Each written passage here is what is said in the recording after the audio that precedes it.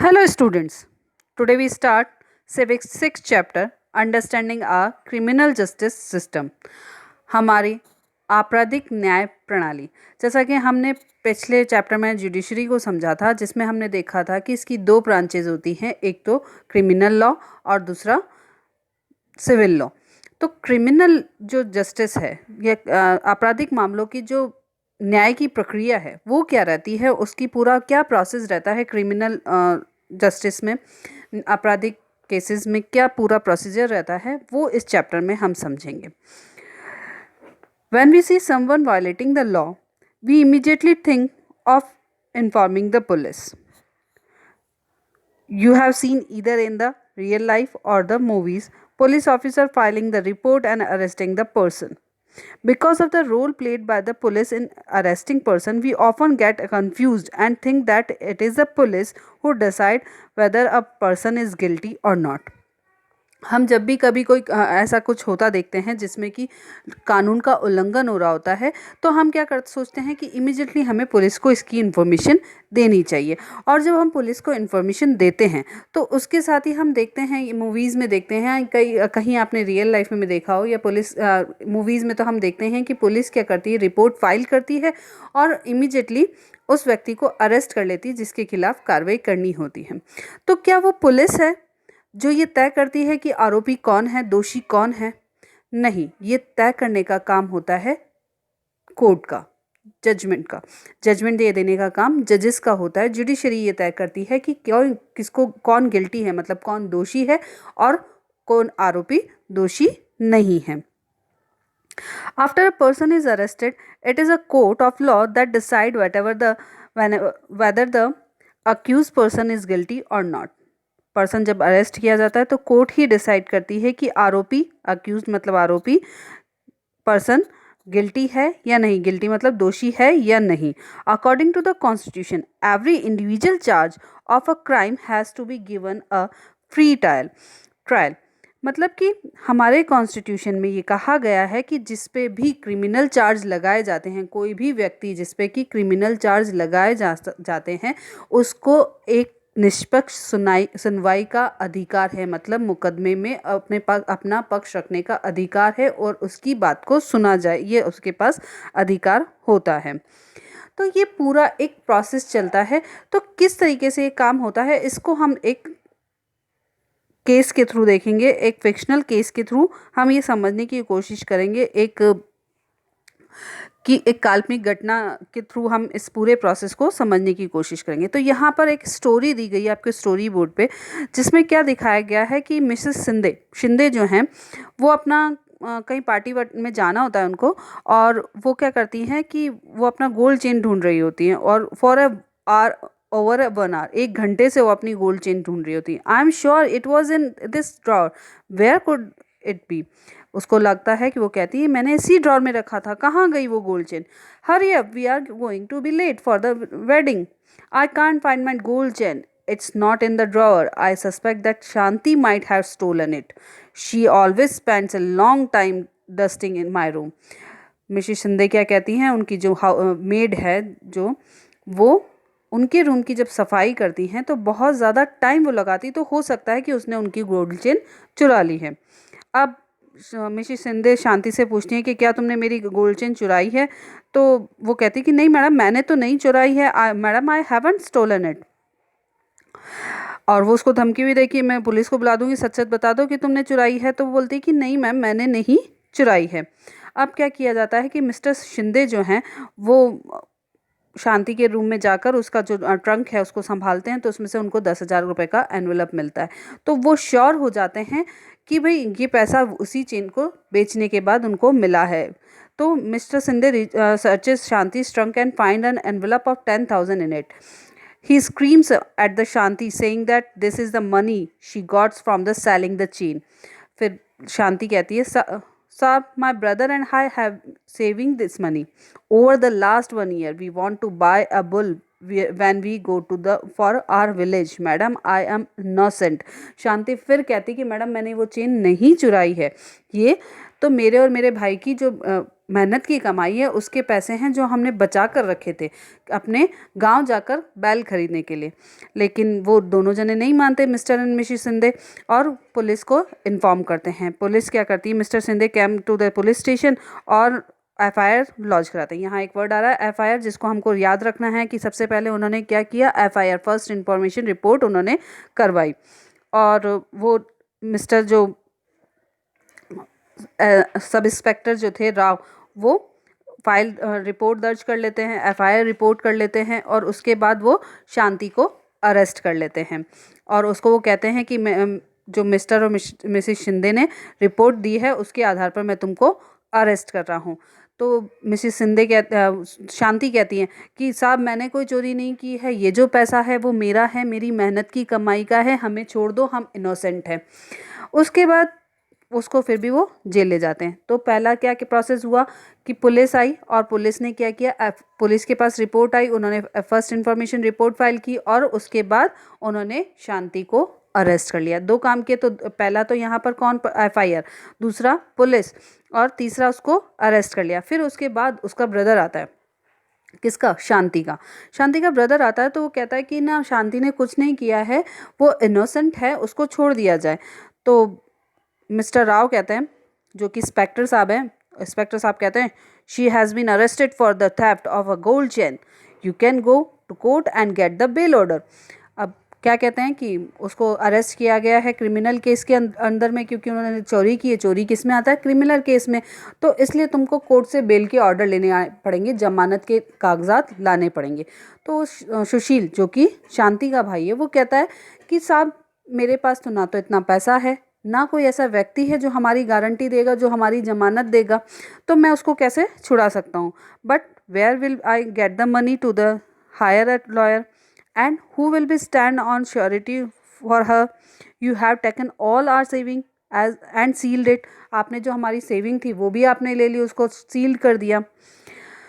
ऐसा ही राव, अब राव साहब जो पुलिस इंस्पेक्टर साहब थे, उन्होंने क्या किया, सुशील को भी ज़बरदस्ती 2 दिन के लिए जेल में डाल दिया कि अच्छा बहुत ज़्यादा बोल रहा है तुम, रुक, और उसको जेल में डाल देते हैं। उसको मारते हैं, पीटते हैं और कहते हैं कि तू ये कबूल कर, तुम दोनों जो हो, सुशील और शांति, तुम दोनों जो हो एक गिरोह चलाते हो और चोरी करवाते हो, घरों में जाकर काम करते हो और चोरी करते हो, ये तुम कबूल करो।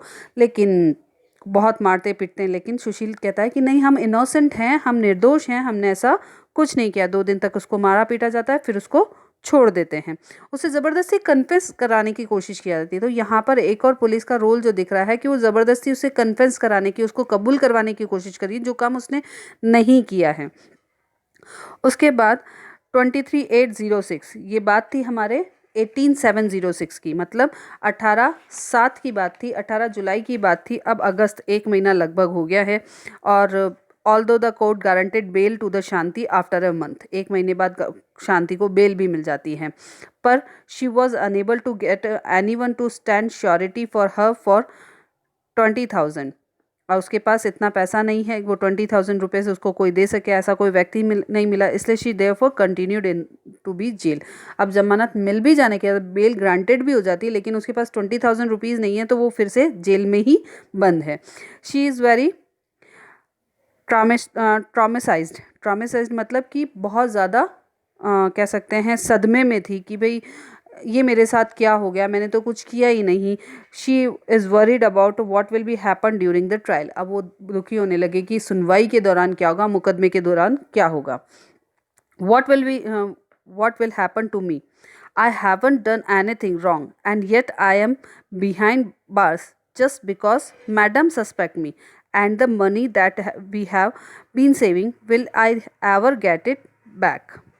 अब वो क्या सोच रही होती, बहुत ज़्यादा सदमे में होने के बाद ये सोच रही होती कि अब मेरे साथ क्या होगा, मैंने तो कुछ गलत ही नहीं किया, सिर्फ मैडम ने मुझे सस्पेक्ट किया, मुझ पे आरोप लगाया, इस वजह से मैं जेल में हूँ। अब क्या वो मैंने जो अपनी सेविंग की थी वो पैसा मुझे मिल पाएगा। तो अब फिर क्या होता है कि 49, फिर 2 महीने लगभग हो गए, तब पुलिस फाइल्स अ चार्जशीट। अब पुलिस चार्जशीट फाइल करती है और मजिस्ट्रेट कोर्ट में दिखाती, मजिस्ट्रेट कोर्ट जो कि लोअर कोर्ट होता है, वहाँ पर चार्जशीट फाइल करती है। The court gives a copy of charge sheet including the statement of witness to शांति।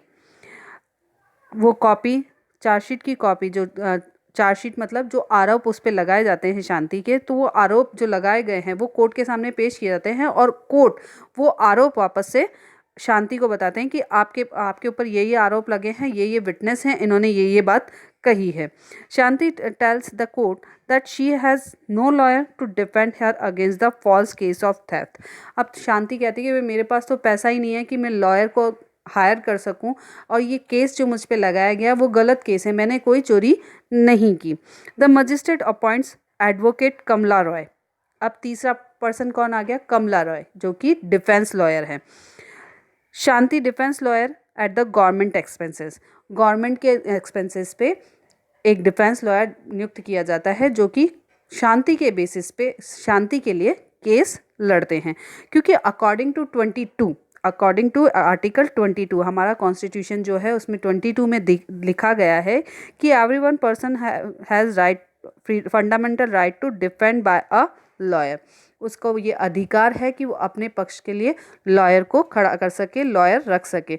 मतलब जो राइट टू फ्रीडम है उसी में 22 जो आर्टिकल है, जहाँ 21 जो राइट है वो हमको राइट टू फूड और राइट टू गुड हेल्थ और राइट टू लाइफ देता है, वहीं आर्टिकल 22 जो है उसमें ये कहा गया है कि किसी भी व्यक्ति को अपने लिए लॉयर रखने का अधिकार है।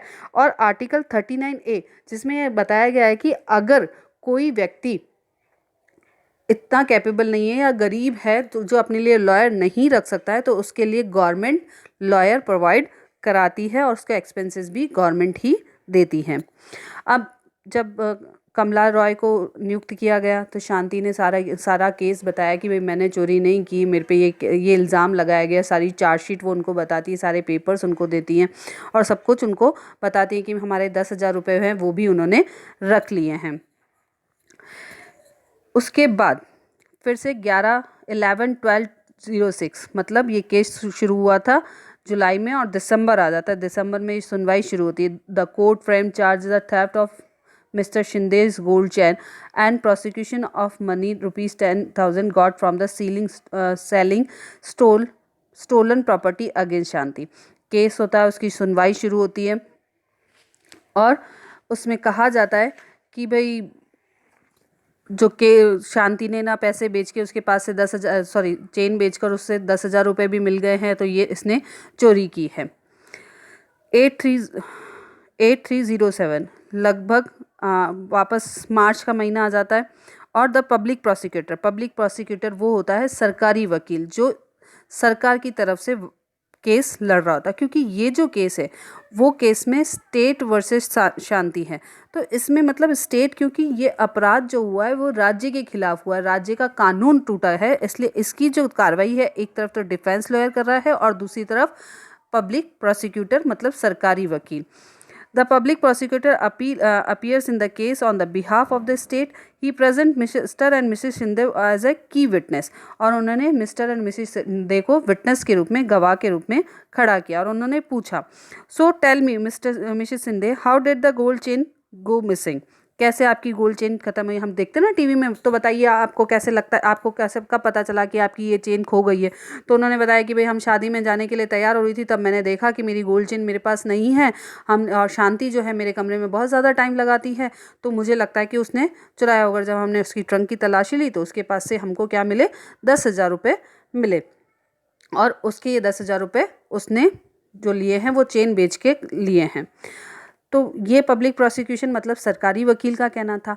वही डिफेंस लॉयर जो कि कमला रॉय थी, उन्होंने उनसे पूछा, क्या आपने शांति को चेन चुराते देखा है?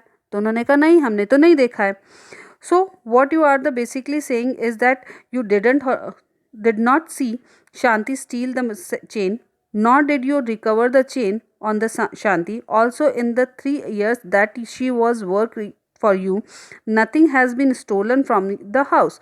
You were also regularly paying her ₹100,000 as a salary each month.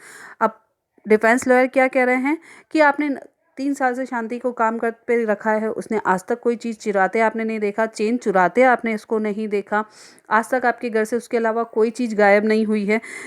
तो और आप हर साल हर महीने उसको 1,000 रुपये भी सैलरी के रूप में देते हैं।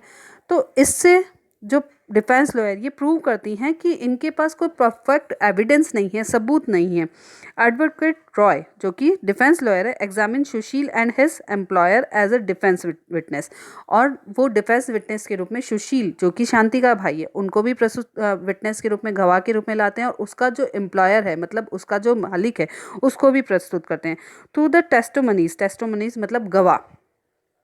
She is able to show that the rupees 10,000 found in Shanti's trunk could well be the earning of Sushil and Shanti. और इन दोनों के गवाहों के थ्रू वो ये प्रूव करने में सक्षम हो जाती हैं, या वो प्रूव कर देती हैं इन गवाहों के बयानों से कि जो 10,000 रुपये मिले हैं वो 10,000 रुपये सुशील और शांति की मेहनत की कमाई है। उसी दौरान सुशील ये सुनता है कि मिस्टर शर्मा जो हैं वो उन्होंने किसी गैंग को पकड़ा। इंस्पेक्टर शर्मा एक तो थे इंस्पेक्टर जो स्टार्टिंग में आए थे, वो इंस्पेक्टर क्या थे, मिस्टर राव, और मिस्टर राव थे एक तो सब इंस्पेक्टर, और एक ये इंस्पेक्टर हैं मिस्टर शर्मा जिन्होंने एक गिरोह को पकड़ा है जो कि as a trial in the nearing completion, Sushil learns that the Inspector Sharma has busted a gang of young men who have been stealing the jewelry from the Shinde's neighborhood. Some of the Mrs. Shinde's sons' friends are part of this gang. Mrs. Shinde's chain has been found on them. Sushil tells Advocate Roy about this. Advocate Roy now calls Inspector Sharma as a defense witness. अब वो अपने defence witness के रूप में inspector Sharma को बुलाती हैं और उनको पूछती हैं कि आपने ऐसा कोई गिरोह का बस्टेड मतलब भांडा फोड़ करना, पर्दाफाश करना, ये देखना, पता लगाना कि आपने ऐसे कोई गिरोह का पर्दाफाश किया है जो कि ज्वेलरी चुराता है। तो वो बताते हैं कि हाँ, हमने ऐसे गिरोह का पर्दाफाश किया है जो कि यंग लोगों का गैंग है, उसमें से कुछ जो हैं मिसिस सिंधे के दोस्त भी हैं। तो inspector Sharma, can you show and tell us what you have found, आपको क्या मिला और आपने क्या देखा।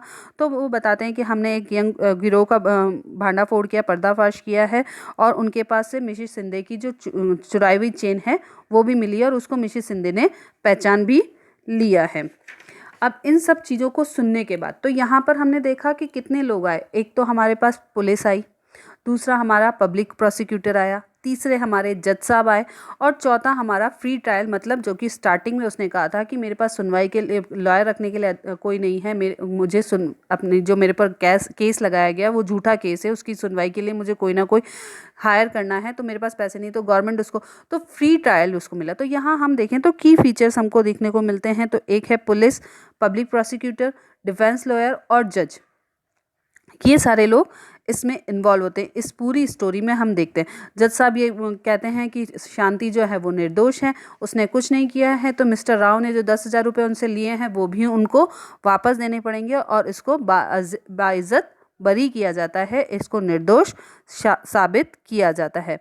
तो इस स्टोरी में हमने जो लोगों को देखा, जो कह सकते हैं इस केस में इम्पॉर्टेंट रोल प्ले किए, तो वो था कि पहले एफआईआर लॉन्च कराई, इंस्पेक्टर ने अरेस्ट किया, इंस्पेक्टर ने फिर चार्जशीट फाइल की, और फिर उसके बाद उनकी डिफेंस लॉयर ने आया, फिर पब्लिक प्रोसिक्यूटर आया, उसके बाद जज ने जजमेंट दिया।